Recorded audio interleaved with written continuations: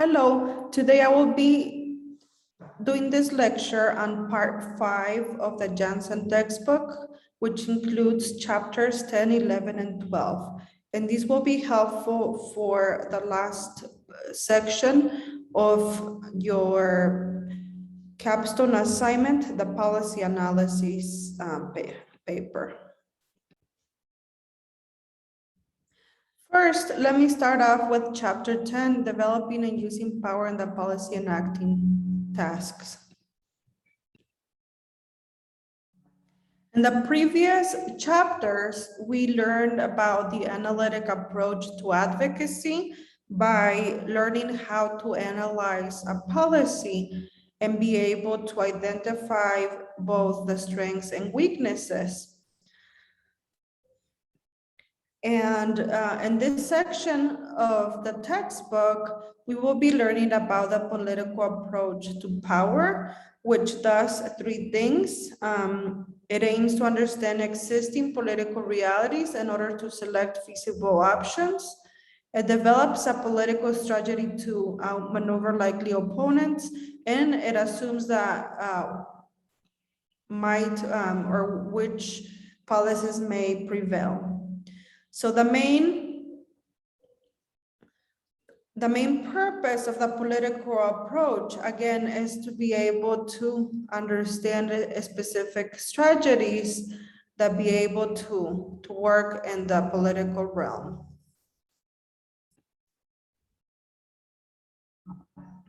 So as policy advocates, we need to understand political power, and we need to develop skills on how to use this political power. And an important part of this political power is that we need to understand the nature of power relationships and how this power is transactional. So one person sends power and another receives it. And so we need to understand that force is not power, and the real power involves a transaction and involves a relationship.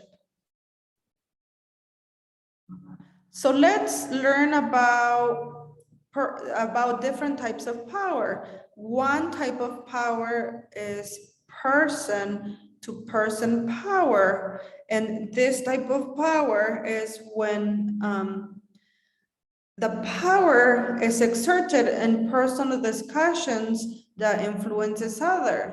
So let's learn about the different types of person-to-person power. So one of them is expertise. In this type of power, the sender displays their personal credentials and knowledge.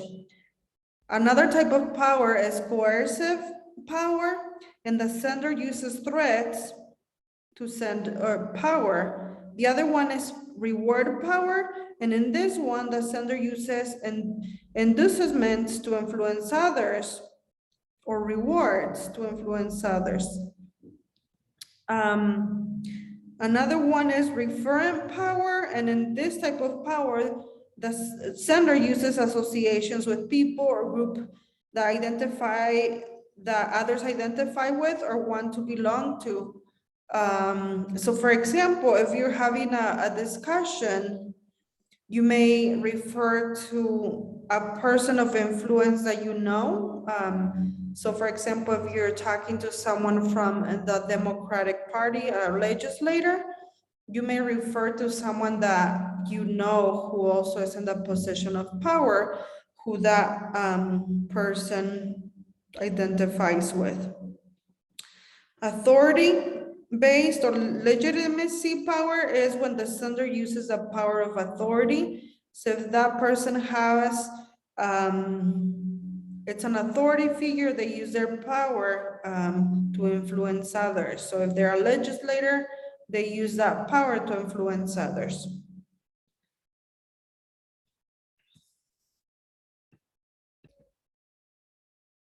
Finally, there is position power, and this is when the sender uses his or her strategic location in an agency or legislature to influence others.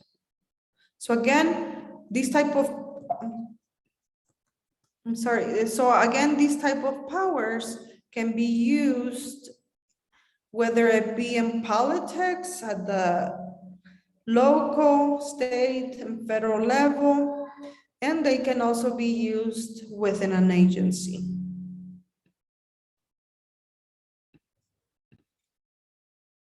But then we have decision-making power or procedural power, and these are different techniques or strategies for increasing a proposal's chance of enactment or for blocking a proposal.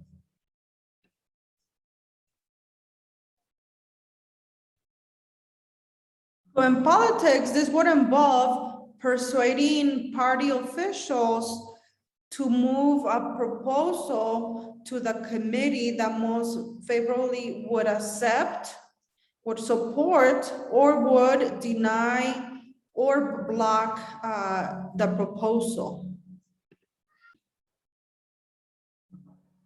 Another type of power is called process power. And what this means is that as advocates, we can influence the tenor, tempo, or scope of conflict of deliberations in order to get a specific proposal enacted. So what this means is that we can use emotion-laden words to increase conflict. We can also state an amicable resolution. We can identify the common interest of all parties to decrease conflict. We can also discourage the participation of those who will raise the level of conflict in order to decrease conflict. We can also influence the timing of the deliberations to introduce a proposal at an opportune moment, or we can choose a favorable context to influence the scope of the conflict by co-opting other persons, by giving them credit, or by involving them in the key tasks. We can also intimidate opponents by giving them the impression that they are certain to lose, and we can publicize the deliberation in the mass media. So again, these are ways of, as advocates, we can influence the process of power, and we can increase a conflict or reduce a conflict. So we can also influence or shape the context in order to increase the odds of the success of a proposal by placing pressure on decision makers from external sources. So these can include, we can increase, again, the pressure by involving, for example, interest groups. We can form a coalition. We can use the internet to solicit support from sympathetic persons. So if there's a policy that we are in favor of, for example, we can form a coalition with other organizations who also support the issue. And we can, for example, with immigration, with the Center on Immigration and Child Welfare, we recently developed or did a presentation to the national NASW in order to get them interested in the issues and policies that we want to see passed in favor of immigrants. And through the internet, we can also raise awareness about issues that we are interested in supporting or passing legislation favorably, so that we can get people interested in, for example, calling their legislators, or just raising awareness in general so that more people support the issue. So we can also shape context as advocates by involving different recognized groups or coalitions. So if we think about the particular issue that we support and that we're trying to pass different policies, we need to include those recognized groups or coalitions. And these groups can include mobilized members. They can get attention from the mass media and social media, obtain funds from foundations and other sources, conduct more sophisticated research, develop ongoing associations with government and officials, and pool resources, share contacts, and form coalitions and delegations. So again, for immigration, I would involve the Migration Policy Institute because it is a well-respected policy and research center that legislators would respect. So that's an example of how I would include a recognized group or coalition. So again, these are all different strategies that you can use in the last section of your paper as you're discussing different strategies that you would use in order to get your policy passed or implemented. So let's go on to chapter 11, which talks about developing political strategy and putting it into action in the policy and acting task.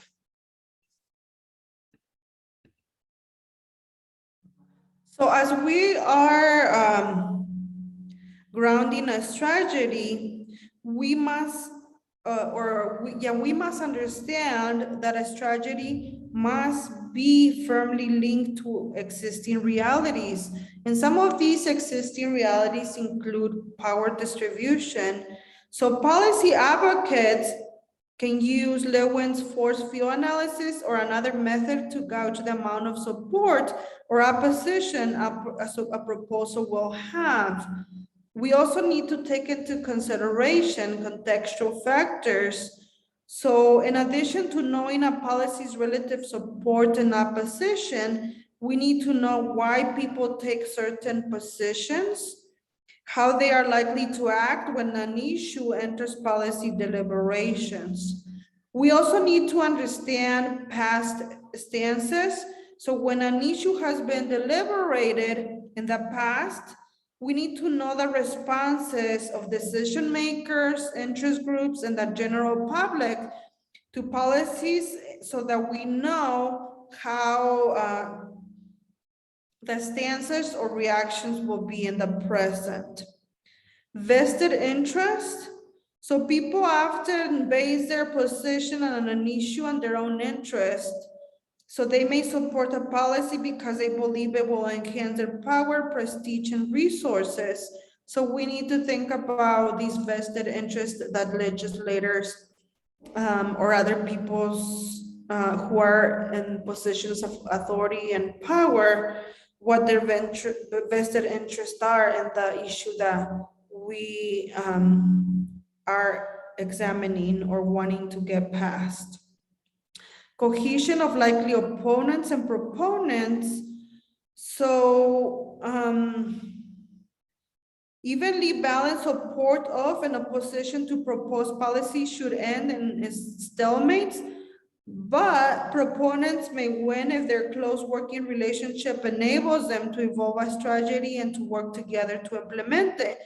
So if proponents are cohesive and opponents divided, proponents will likely win. So again, there needs to be cohesion within the coalitions, within the interested groups, in order to get the policy passed. So we also need to understand the situational realities. So the success of the proposal is often influenced by factors such as upcoming elections, the balance of power between the parties, rivalry among powerful legislators, the budget changes in leadership, and other proposals vying for attention, and also the time remaining in a legislative session. So we need to take this into consideration, that we need to have the right timing. The setting, policy practitioner must adapt their tactics. So for example, some congressional committees are accustomed to wide open conflict between liberals and conservatives, and others pride themselves on quiet, private deliberations. So again, we need to take those into consideration so that we can have a better chance of having our policies approved and passed.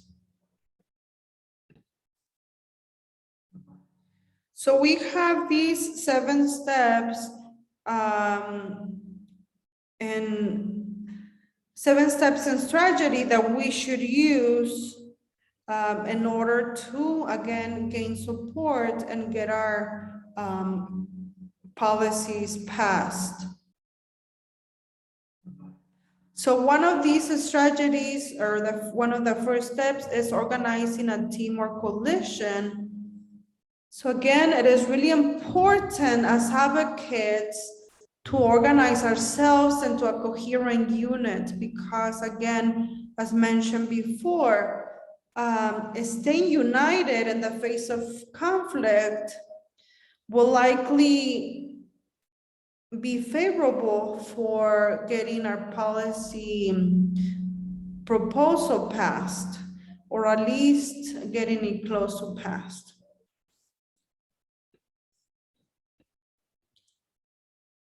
So after forming a cohesive coalition, we also need to establish policy goals. We need to decide whether we want basic or incremental change. We need to understand, again, who are our likely proponents or opponents, and whether we're likely to have resistance or acceptance, and how we will tackle those issues. So another very important step is to specify a proposal's content and getting early sponsors. So we need to decide which points in our proposal are the most important, and we need to resist efforts to change or delete them. So we need to understand when sponsors, if they're willing to compromise or not, and also like how much are we willing to compromise as advocates, and how much are we willing to risk or end up with nothing. So if we are too rigid, no proposal may be enacted at all. So we need to have some flexibility. And most importantly, we need to find sponsors who agree to support our proposal. So another important step is that as advocates, we need to establish the style that we want to use in our strategy. So do we want to use a low conflict approach or a more conflictual and publicized approach? So again, we need to think about that and taking into consideration many of the aspects that I discussed earlier, including the context.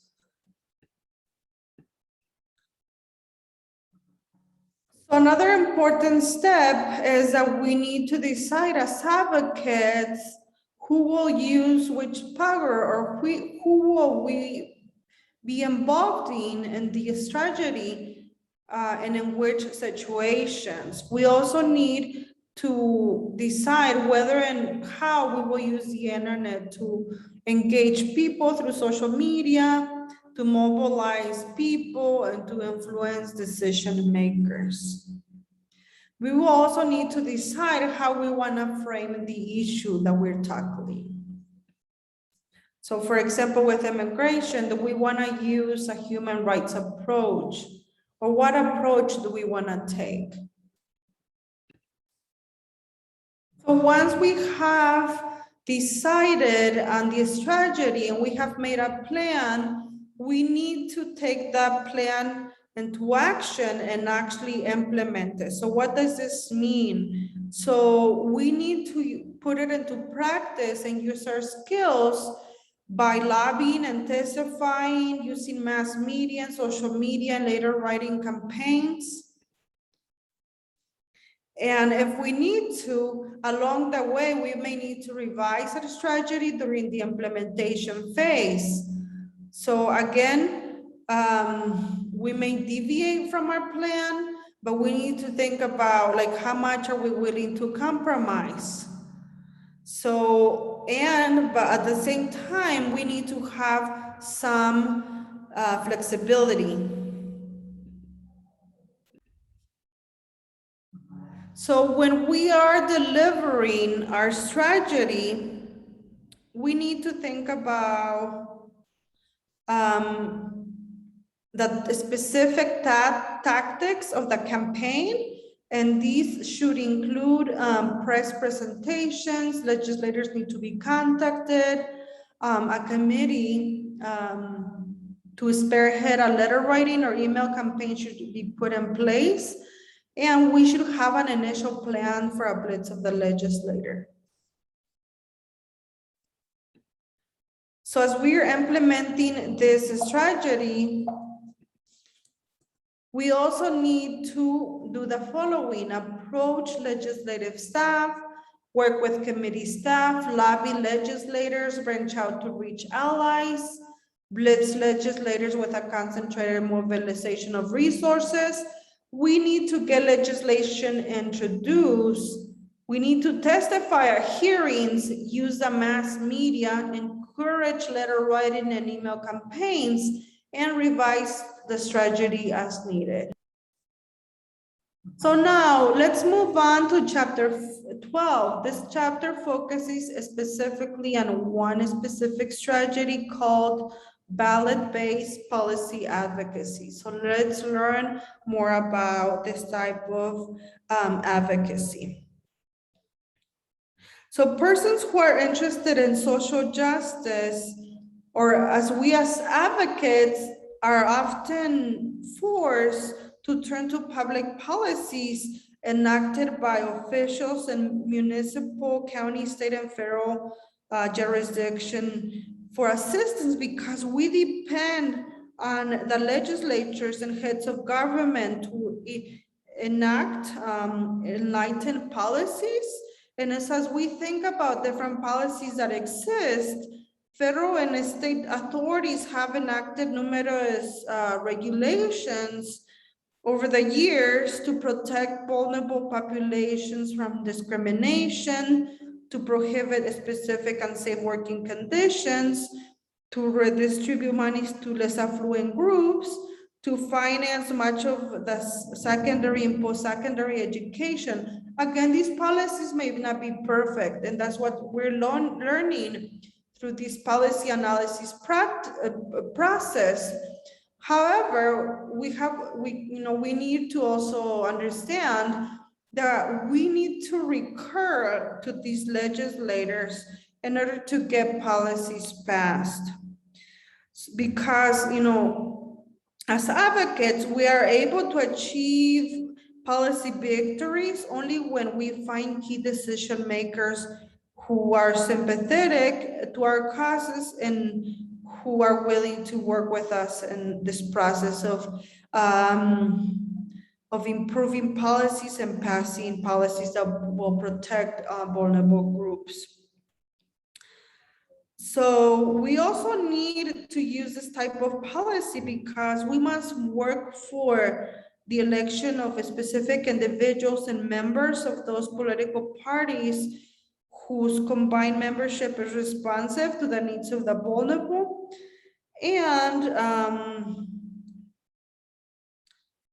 the party, we also need to work with the party that possesses a majority in specific chambers of Congress, and that they have an extraordinary power, and again, who are responsive to the needs of the vulnerable groups that we are trying to protect or benefit. So legislators or candidates, they can also develop population profiles in their district to be able to identify Black voters who will fall into the different categories, including those who will most likely support them, or those who most likely will oppose them, as well as those swing voters.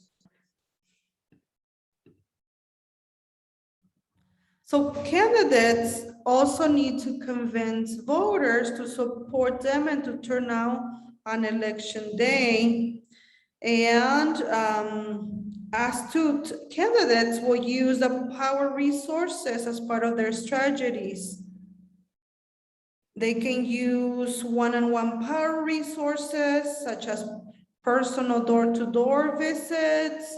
They can also use media to enhance the candidate's recognition through political advertisements in the radio, television, and newspaper and social media.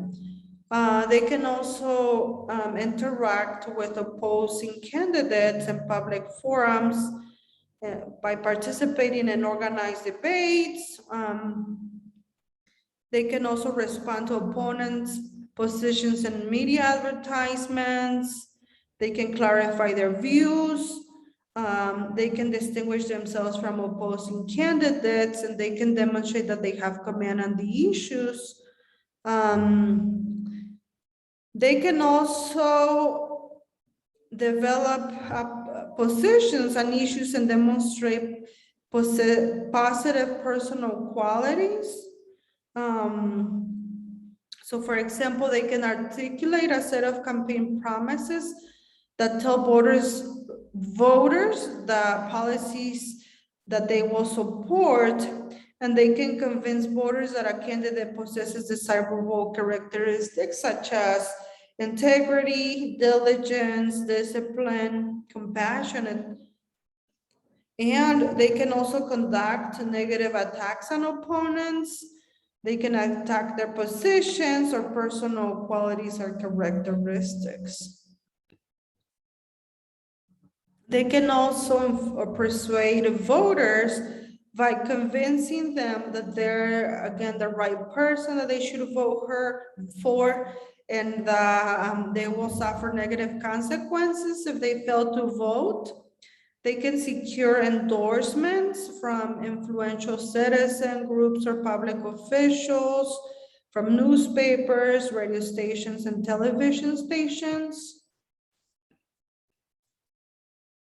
And they can convince other potential candidates not to run even before the campaign really begins.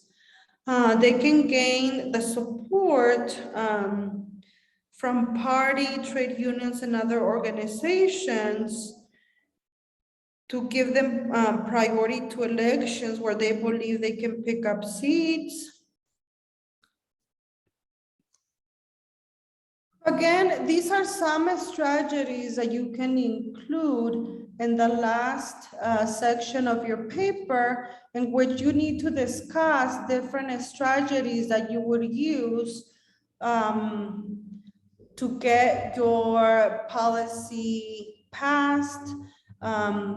So please, I hope this was helpful and you can review it, and also you will find this in the textbook so that you can provide a specific strategies that will be used for your implementation process of your policy.